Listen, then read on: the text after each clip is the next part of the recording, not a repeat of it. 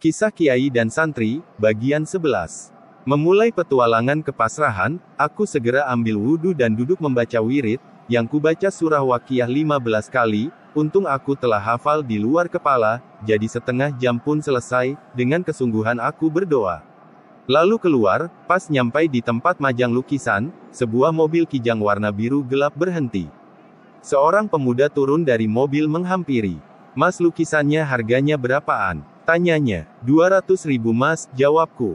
Udah borong aja semua, suara lelaki dari dalam mobil. Udah mas, saya borong semua, tolong diangkut ke dalam mobil, kata pemuda itu, yang mengejutkanku, apalagi renges, dia dalam keadaan jongkok, kulihat matanya melotot, atau kayak orang mau boker. Udah nges, ayo diangkut ke dalam mobil, tunggu apa lagi, kataku mengejutkannya. Kami segera mengangkut lukisan ke dalam mobil, dan di dalam mobil ada lelaki dan perempuan setengah baya. Sebentar kami ngobrol dan aku diberi kartu nama. Lelaki paruh baya itu bernama Bapak Suwandi, pengusaha mebel dari Jepara. Yang penting lukisanku telah laku. Setelah sholat maghrib kami pun pulang ke kontrakan, tak lupa makan dulu di warung Padang, pesen rendang kesukaanku, renges sampai habis 3 piring.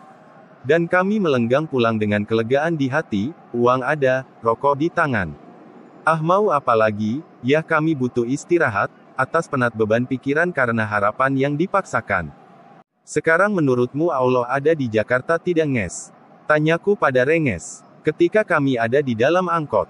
Iya ada, jawabnya sambil ketawa, yang tak ada manisnya sama sekali. Allah itu ada, dan selalu ada, tak pernah melupakan kita. Kita aja yang melupakan dia, kuasanya bisa menggerakkan hati siapa aja, buktinya pada hati orang Jepara tadi, kataku setengah berfilsafat.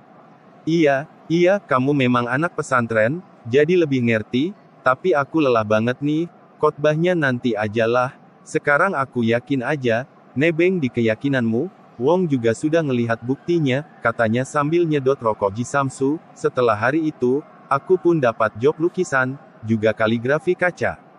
Sehingga kami tak perlu untuk pergi menyusuri lorong, melewati jalan-jalan, menawarkan pada setiap orang yang kami temui.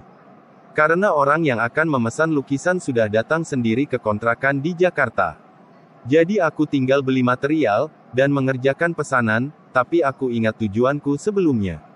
Maka setelah ku rasa cukup, aku pun kembali ke pesantren dengan uang lumayan. Pagi itu aku menghadap Kiai. Setelah sebulan di pesantren aku ingin pulang sekaligus ngamalkan, ngedan, dari rumah, karena kepasrahanku pada Allah, masih butuh penggemblengan, mengingat masih ada keraguan atas berserahku pada Allah, kelabilan jiwaku, atas tawakal, yang belum sebenar-benarnya, dan Kiai pun mengizinkan, tanpa menunggu lama aku pun berangkat pulang, dengan naik bus jurusan Tangerang, lalu ganti metro mini ke Jakarta, baru naik bus ke Jawa, daerahku. Sampai di rumah aku disambut pelukan ibuku, ditanya ini itu, dan diceritai tentang pacar-pacarku dulu yang datang ke rumah, minta izin menikah, aneh-aneh aja. Juga Le Muhsin yang saban hari datang minta ditulari ilmu, Kang Murikan, juga teman-temanku silih berganti datang, juga orang-orang yang datang minta diobati. Baru seminggu di rumah, aku pamitan pada kedua orang tuaku, pergi dengan alasan menjual kaligrafi. Untung di rumah ada kaligrafi banyak. Dan saat itu yang ku ajak temanku Majid, karena kaligrafi yang banyak kami pun berangkat, pas kebetulan abis hari raya, jadi dalam bulan Syawal, yang ku tuju adalah Rembang, di Taman Kartini, walau aku tak ngomong jujur pada Majid kalau aku akan ngejalani ngedan. Sampai di Taman Kartini, kami segera memajang lukisan dan kaligrafi. Sehari semalam kami tungguin, tak juga ada yang membeli. Nawar juga cuma 1 orang. Apakah karena niatku ngedan tak murni, ku tunggangi dengan niat yang lain? Entahlah. Malamnya kami tidur di Masjid Rembang, sebelah alun-alun.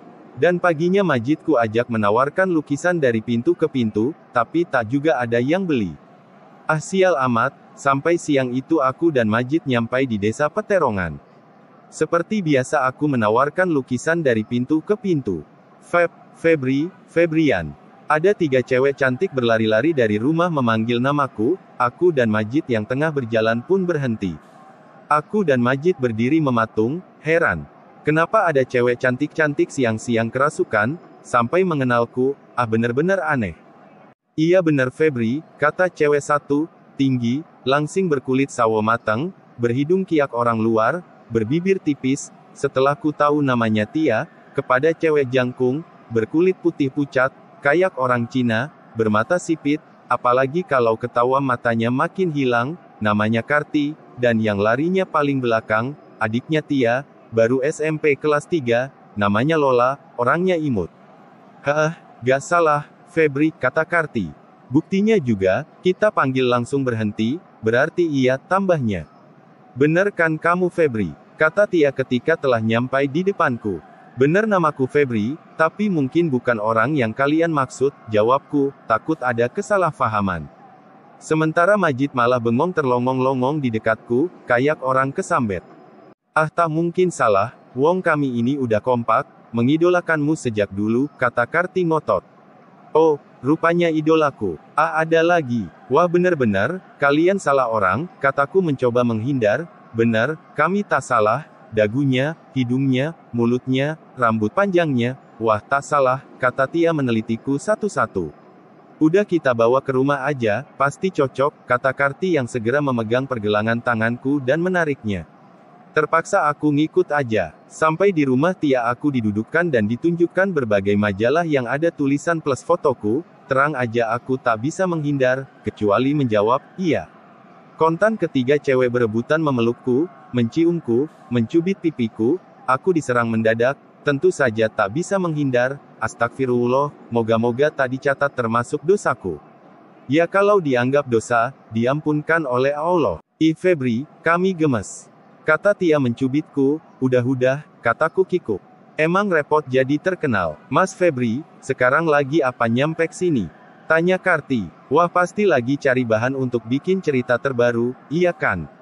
Kata Tia mengerling. Nah masukin dong kita pada cerita terbarunya. Tahu aja kalian, jawabku singkat, agar tak berbantahan, dan untuk Tia, Karti, dan Lola, ini kalian udah ku bawa dalam cerita.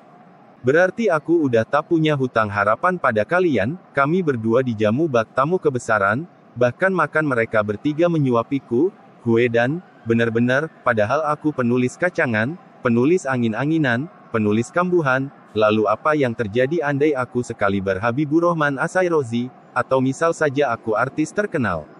Sore itu, kami jalan-jalan ke Taman Kartini lagi, kulihat betapa bangganya mereka berjalan di sampingku, seakan berjalan dengan orang yang benar-benar terkenal, biarlah mereka menikmati daya hayal mereka. Aku tenang saja. Sementara Majid mengikuti dari belakang, kayak nunggu uang jatuh, aku diminta menginap, tapi aku tak mau, bisa berbahaya, maka kami berdua pamit, dan tak lupa menghadiahkan semua lukisan. Aku dan Majid pulang dengan kegagalan total.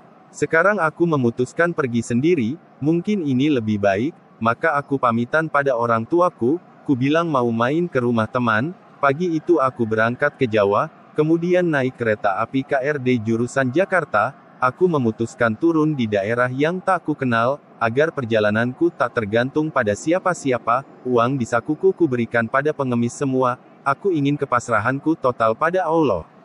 Ku pilih turun di Kradenan Purwodadi.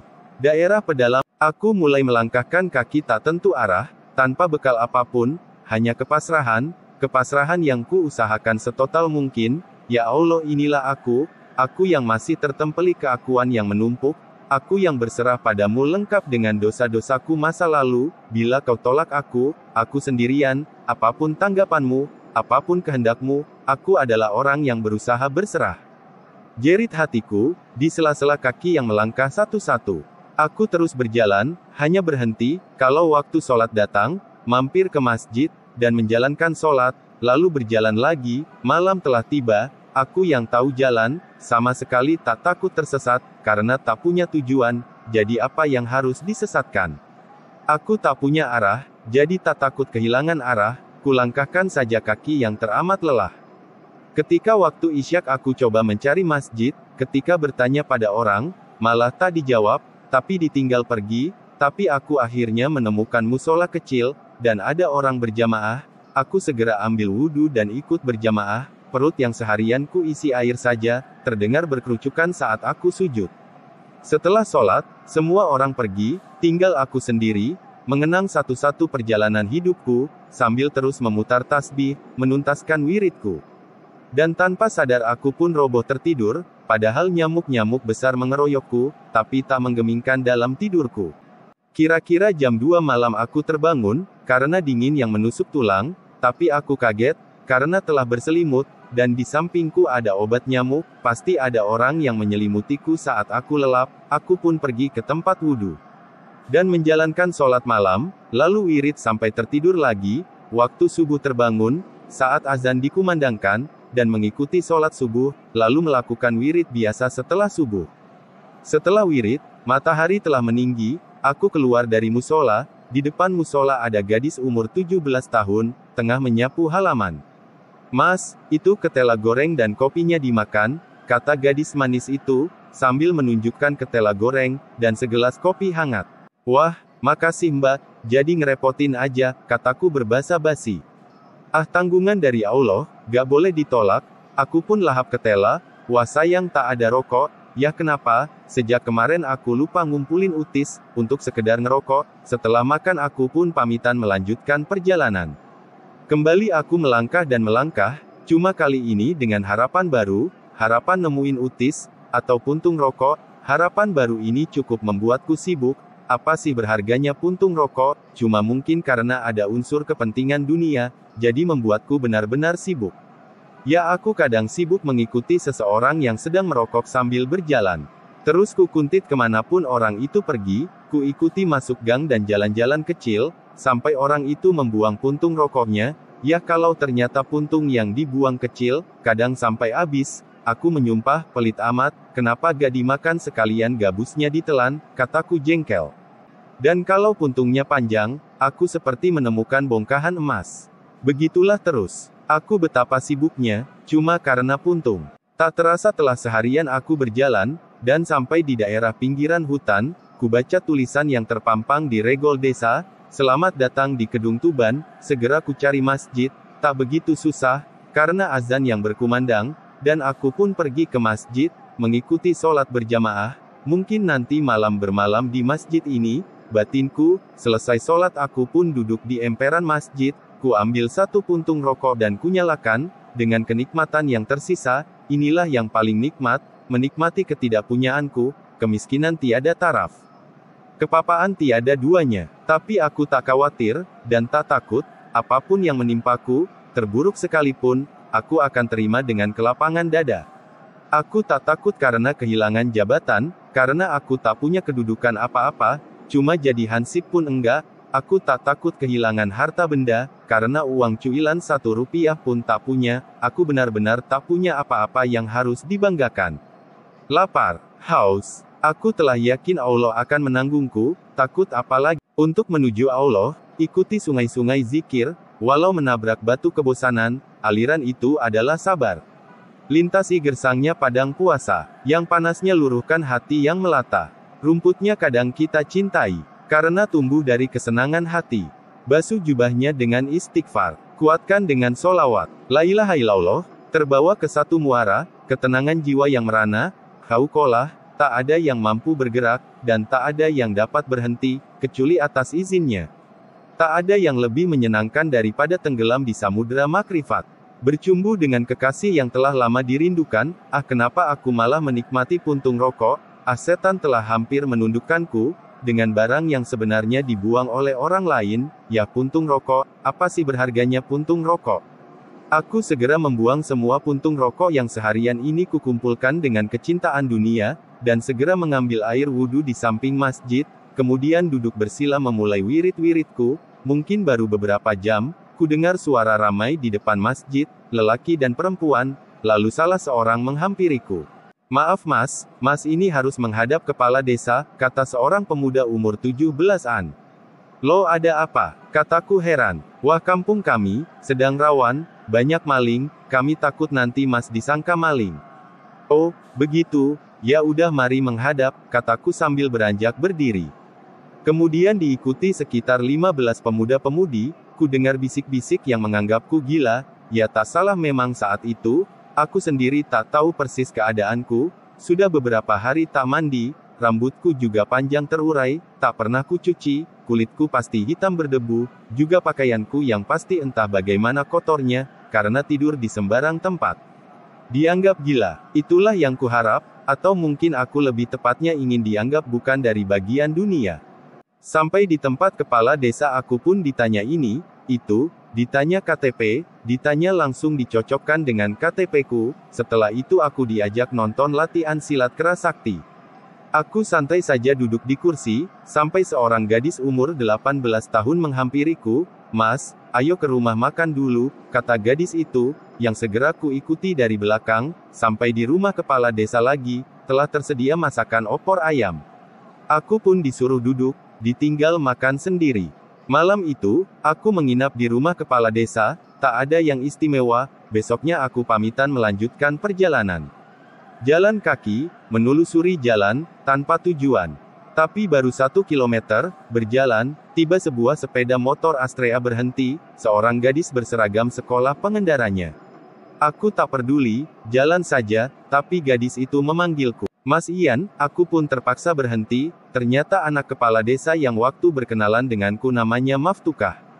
Mbak," kataku dengan panggilan menghormati, walau umurnya lebih muda dariku. "Lah kok jalan kaki Mas? Kenapa tak naik mobil aja?" tanyanya khawatir. "Sebenarnya mau kemana sih?" "Iya Mbak, jalan kaki aja, dan aku tak punya tujuan," jawabku agak lama, karena bingung, mau jawab bagaimana.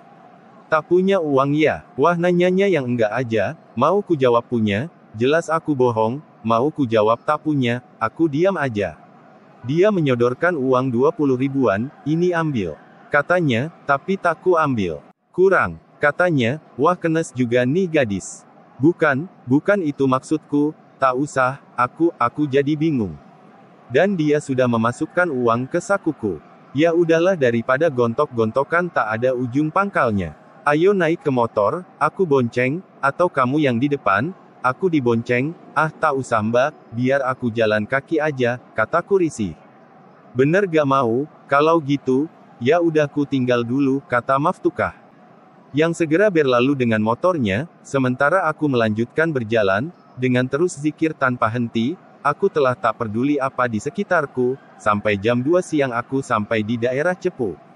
Segera ku cari warung makan, sekedar nyari pengganjal perut. Uang dari Maftukah ku belikan nasi, dan setelah itu aku mencari masjid untuk sholat zuhur. Selesai sholat zuhur aku melanjutkan perjalanan lagi. Sekitar jam 5-an aku sampai di Padangan, kakiku telah pegal, dan butuh istirahat, aku mencari tempat duduk yang enak untuk menyelonjorkan kaki, agar darah di kaki tak menumpuk. Kulihat regol depan rumah, tapi ada gadisnya seumuran 16 tahunan, aku gak jadi membelok, ku cari tempat yang lain saja, aku pun meneruskan perjalanan, tapi baru 3-4 langkah, gadis itu memanggilku, "Mas Ian." "Mas Ian, apa telingaku yang salah dengar?" Aku tetap melangkah, tapi suara gadis itu memanggil lagi, sekarang malah kencang. "Mas Ian." Aku berhenti, ternyata memang gadis itu memanggilku, dia menghampiriku, "Bener kan Mas Febrian?" Tanyanya dengan tersenyum, paling-paling penggemarku lagi. "Benar namaku Febrian," kataku tak ragu. Jadi, benar. "Ih tak disangka," katanya dengan raut muka berbinar, ku taksir gadis ini baru kelas 1 SMA. "Kok kamu tahu namaku? Dan tahu diriku?" tanyaku untuk meyakinkan dia pasti penggemar tulisan-tulisanku. "Wah jadi orang terkenal, kok merendah gitu? Ini juga pasti sedang mencari bahan tulisan, aku ini penggemarmu Mas." Benar memang dia salah satu penggemarku, ya memang manusia tak bisa lepas dari masa lalu. Masa lalu tetap saja akan selalu mengikuti, kemanapun kita pergi. "Ayo ke rumah." Wah jadi grogi didatangi penulis terkenal, katanya menggandeng tanganku. "Wah kalau mencari bahan tulisan, memang harus gini ya Mas, sampai-sampai gembel gitu." Kataku sekenanya. Cek, hubat. "Jadi penulis jadi berat ya Mas?" "Ya jadi penulis kan setidaknya harus tahu keadaan, situasi, kondisi yang akan kita tulis, jadi bisa menjiwai, bisa menyeret pembaca pada alur cerita," kataku asal aja. Gadis itu bernama Yulianti. Dia membawaku ke ruang tamunya, dan dikenalkan pada kedua orang tuanya, yang ramah menyambutku. Lama kami ngobrol tentang karya-karyaku, setelah sholat maghrib aku pun pamitan, Walau kedua orang tua Yulia memintaku untuk menginap tapi aku tetap melanjutkan perjalanan, kuputuskan kembali ke Cepu. Aku akan menuju ke Ngawi saja, dan berharap untuk tak bertemu penggemar. Kenapa rasanya dunia ini sempit, kemana-mana masih saja ada yang mengenalku. Jam 10 malam aku sampai di stasiun kereta api Cepu. Aku memutuskan tidur di stasiun saja. Setelah sholat isya, ku selonjoran di kursi ruang tunggu stasiun. Mengenang satu demi satu perjalanan di antara dengung nyamuk yang mulai terasa mengerubutiku, bersambung. Bagian 12.